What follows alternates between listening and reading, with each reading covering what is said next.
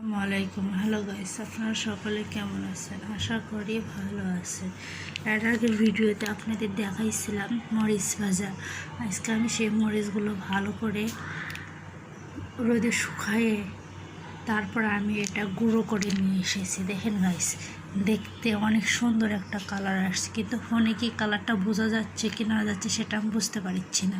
কিন্তু এমনি মরিচের কালারটা অনেক সুন্দর হয়েছে দেখতে। এটা আমি 1 বছর প্রায় সংরক্ষণ করে রেখে দেবো ভালো করে। এটি গরম আছে, এখন ঠান্ডা হয়ে গেলে এটা আমি ভালো করে বয়ামে রেখে দেবো। তারপর আমি বয়াম শক্ত করে লেগে রেখে দেবো। যদি বাতাস না ঢুকে, বাতাস ঢুকলে পারে মরিচেরগুলো ফাঁসকা ধরে যাবে।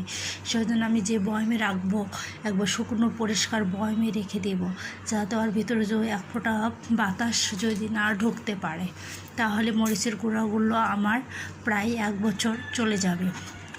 আর যারা মরিচের গুঁড়ো অরিজিনাল গুঁড়ো নিতে চান, তারা সকলে আমার সাথে যোগাযোগ করতে পারে, কমেন্টসে জানাবেন। আর আমার ভিডিওটি ভালো লাগলে বেশি বেশি করে কলিজার ভাই ও বোনেরা বেশি বেশি করে শেয়ার দিয়ে যাবেন, বেশি বেশি করে সাবস্ক্রাইব করবেন।